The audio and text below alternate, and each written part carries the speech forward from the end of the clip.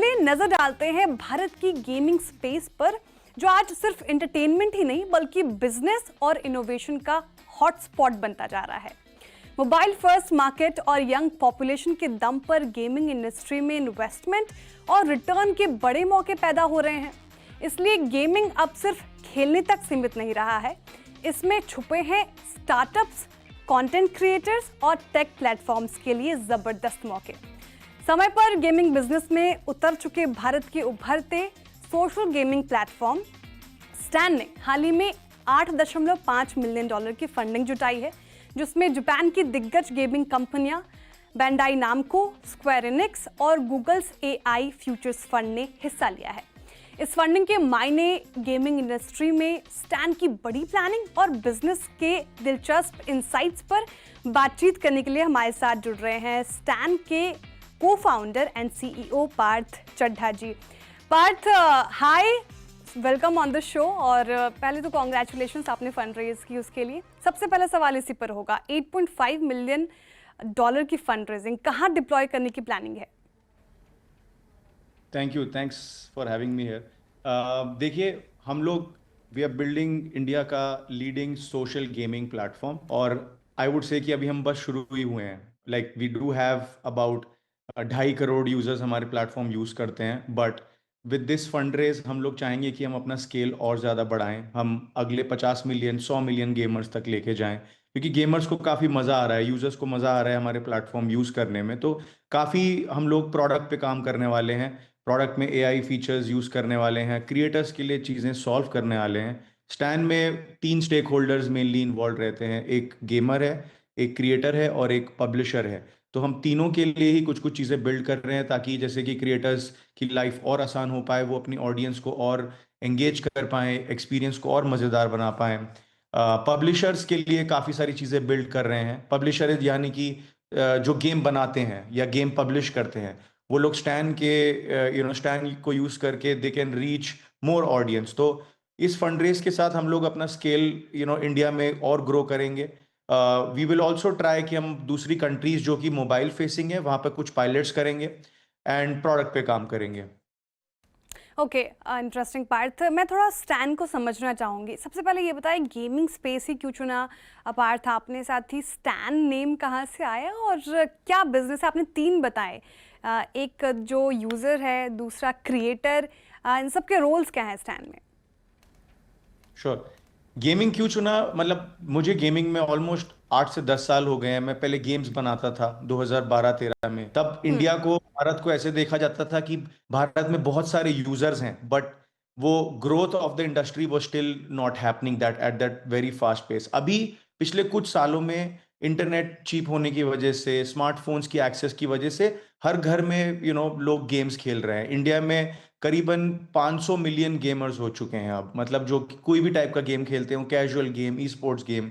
तो market size देखा जाए तो बहुत बड़ा है, इसीलिए हम लोग, मतलब मैं बहुत पर्सनली कनेक्टेड हूँ, मैं भी काफ़ी ज़्यादा गेम्स खेलता रहा हूँ बचपन से, तो हमेशा से गेमिंग में बनाने की इच्छा थी। और स्टैन की जैसे बात करते हैं, तो स्टैन एक बहुत ही यूनिक प्लेटफॉर्म है। यहाँ पे लोग आते हैं, अपने दोस्त बनाते हैं, बात करते हैं, काफ़ी वॉइस हैवी प्लेटफॉर्म है। मतलब अगर आप स्टैन में कोई क्लब ज्वाइन करेंगे तो आप काफी सारे लोगों को बात करते सुनेंगे गेमिंग के बारे में। वो लोग साथ में गेम्स खेलते हैं, दोस्त बनाते हैं। तो गेमिंग जो है अब काफी सोशल हो चुका है, और कोई भी ऐसा प्रोडक्ट नहीं था मार्केट में जो गेमर की नीड्स को सॉल्व कर रहा था। एंड जैसे कि आपने पूछा कि क्रिएटर्स का क्या रोल है, एक व्यक्ति जो लेट्स से 100 200 50 लोगों को बिठाकर एंगेज कर कर कुछ एक्सपीरियंस क्रिएट करता है, उसको हम क्रिएटर कहते हैं स्टैन के वर्ल्ड में। और ये क्रिएटर्स यूजुअली यूट्यूब जैसे प्लेटफॉर्म्स पे पाए जाते हैं, बट वहां पर उनके लिए सिर्फ एड रेवेन्यू एक सोर्स रहता है पैसा कमाने का,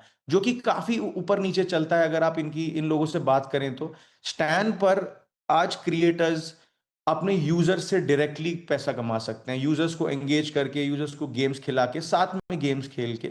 हमने ऐसे टूल्स बिल्ड करे हैं अपने क्रिएटर्स के लिए, और हमारे पास ऑलमोस्ट 1 मिलियन से ज्यादा क्रिएटर्स हैं आज प्लेटफॉर्म पे, जो कि 25 मिलियन यूजर्स को एंगेज कर रहे हैं।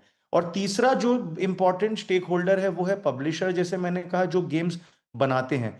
अभी तक देखा जाए तो ये लोग काफी गूगल एड्स, फेसबुक एड्स ये सब यूज करके अपना प्रमोशन करते आ रहे हैं, बट उससे क्या होता है कि आप किसी को भी अपना किसी तक भी पहुंच जाते हो, आप सही यूजर तक पहुंच रहे हो कि नहीं इसका कोई गारंटी नहीं है। बट स्टैंड पर अगर आप अपने गेम को प्रमोट करते हो तो आप एक्चुअली अपने ट्रू यूजर्स तक पहुंच पाते हो। तो इसी इसी इंटरेस्टिंग फ्यूजन में हमने अपना प्लेटफॉर्म बनाया है।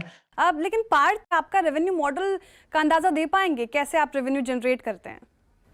जी जी, रेवेन्यू मॉडल अभी दो हैं। एक मेन प्राइमरी मॉडल है जो कि जब यूजर स्टैंड पर आते हैं तो वो पहले तो फ्री में एक्सप्लोर करते हैं प्लेटफॉर्म को, वो क्लब्स में जाते हैं, क्रिएटर्स को फॉलो करते हैं, कुछ गेम्स फ्री में भी खेल लेते हैं। बट जैसे जैसे वो प्रोग्रेस करते हैं अब प्लेटफॉर्म पे, उनको फील होता है कि मुझे कुछ एक्सक्लूसिव फीचर्स चाहिए, मुझे भी कुछ एक्सक्लूसिव एक्सपीरियंसेस में पार्टिसिपेट करना है। तब वो स्टैंड की एक करेंसी है जो वो स्टैंड प्लेटफॉर्म में खरीदते हैं, लाइक इन ऐप परचेज बोल के इसको कहा जाता है गेमिंग इंडस्ट्री में।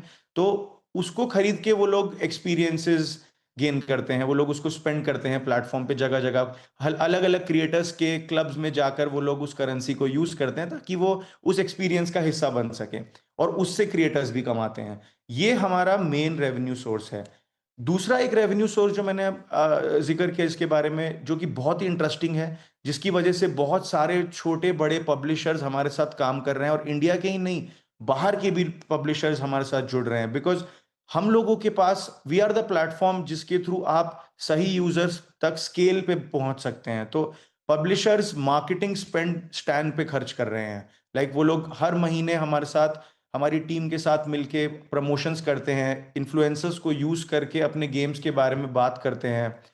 काफी सारे यूजर्स डायरेक्टली उनके गेम डाउनलोड कर पाते हैं स्टैंड के थ्रू, या फिर उनकी वेबसाइट पे जाके Google play store, app store पे जाकर गेम डाउनलोड कर पाते हैं। तो ये एक काफी इंटरेस्टिंग रेवेन्यू मॉडल है जो काफी तेजी से ग्रो कर रहा है हमारे प्लेटफॉर्म पे।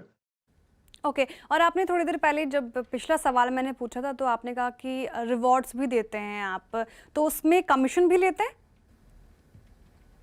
रिवॉर्ड्स बेसिकली सिर्फ क्रिएटर्स के लिए हैं। तो अगर मैं जैसे मान लीजिए मैं एक यूट्यूबर हूं, मैं स्टैंड पे अपनी दुनिया आता हूं, मैं अपने यूजर्स को लेके आता हूं और उनके साथ गेम्स खेलता हूं, खिलाता हूं, मस्ती करता हूं, एंड यूजर्स पे करते हैं और मैं एज अ क्रिएटर कमाता हूं।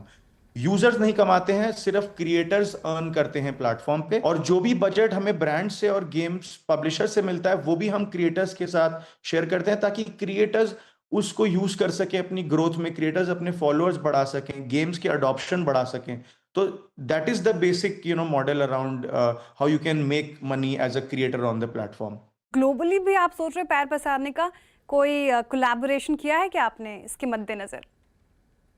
हमने काफी इंटरेस्टिंग पार्टनरशिप्स की हैं जो कि बाहर के पब्लिशर्स को इंडिया आने के लिए, उन हम लोग काफी एक जीटीएम पार्टनर बन चुके हैं, गो टू मार्केट पार्टनर बन चुके हैं for the publishers who are from outside India. अभी हमारे यूजर्स का इंडिया तक सीमित है, 5 से 6% यूजर्स इंडिया के बाहर से भी स्टैंड को यूज करते हैं, जबकि हमने काफी जियो ब्लॉकिंग कर रखी है फिलहाल के लिए। बट आगे चल के अगले 12 से 18 महीने में हम लोग दूसरे मोबाइल फेसिंग मार्केट्स में जाएंगे, जैसे कि साउथ ईस्ट एशिया हो गया, मिडिल ईस्ट हो गया। ये काफी इंटरेस्टिंग मार्केट्स हैं। अभी लास्ट वीक ही मैं सऊदी में था, वहां पर ई स्पोर्ट्स वर्ल्ड कप चल रहा है। तो गेमिंग को देखा जाए तो काफी ज्यादा स्केल पे ग्रोथ हो रही है वर्ल्ड वाइड। अच्छा, एआई जिस तरीके से पार्थ अब डेली हमारे ज़िंदगी में, रोज़मर्रा की ज़िंदगी में आता हुआ जा रहा है, तो एआई बेस्ड आपने कैसे अपने प्लेटफॉर्म को सुधारा है? कोई एग्जांपल अगर आप दे पाए, उसके मद्देनज़र कोई काम कर रहे हैं आप फिलहाल? डेफिनेटली, मतलब मैं और मेरे को फाउंडर्स बहुत एक्साइटेड हैं एआई को लेकर। अभी से नहीं, हम लोग लिटरली 7-8 महीने से इस पे बहुत डेप्थ में काम कर रहे हैं, और इसी की वजह से भी गूगल इस इन्वेस्टमेंट में गूगल ने पार्टनरशिप की है हमारे साथ, और गूगल के साथ मिलके भी हम लोग काफी कुछ एआई में बनाने वाले हैं। If I tell you some use cases जो ऑलरेडी लाइव हैं, तो प्लेटफॉर्म काफी सोशल है, लोग बातचीत करते हैं, लोग चैट करते हैं। तो उसको सेफ बनाने के लिए, ट्रस्टेड स्पेस बनाने के लिए कि वहां पे कुछ अब्यूज ना हो, कुछ खराब ना हो, वहां पर हमने एआई मॉडल्स का यूज किया है कि मॉडरेशन के लिए काफी अच्छा स्पेस होता है। अगर आप कुछ भी मस्ती मजाक करते हैं ज्यादा, कि प्लेटफॉर्म की पॉलिसीज को ब्रीच करते हैं, तो आप बैन हो सकते हैं। तो मॉडरेशन सबसे पहला अहम केस था एआई का, जो हमने बहुत जल्दी इस पे काम किया। दूसरा एक अहम हिस्सा है क्रिएटर्स को टूल्स देना, ताकि वो लोग अपने एंगेजमेंट को काफी फास्टर शिप कर पाएं, कुछ नए एक्सपीरियंसेस क्रिएट कर पाएं, अवतार्स बना पाएं। जैसे कि स्टैन के क्लब्स में मैंने बताया कि वो बात करते हैं, तो वहां पर वो कुछ इंटरेस्टिंग कॉन्वर्सेशंस क्रिएट कर पाएं एआई एजेंट्स के यूज करके। तो हम लोग सोशल एक्सपीरियंसेस के अराउंड काफी कुछ एआई का इम्प्लीमेंटेशंस कर रहे हैं, and I think there are lot of other use cases down the line जिस पे हम लोग काम करेंगे। But very very excited about building with AI. Okay. अच्छा पार्थ, ये बताइए, जिस तरह से कोविड के बाद स्पेशली ये गेमिंग इंडस्ट्री बूम हुई है, कंपटीशन इंटेंसिटी कैसी है इंडस्ट्री में, और साथ ही आपकी यूएसपी क्या होगी? क्योंकि कंपटीशन तो है, इसको आप इग्नोर नहीं कर सकते।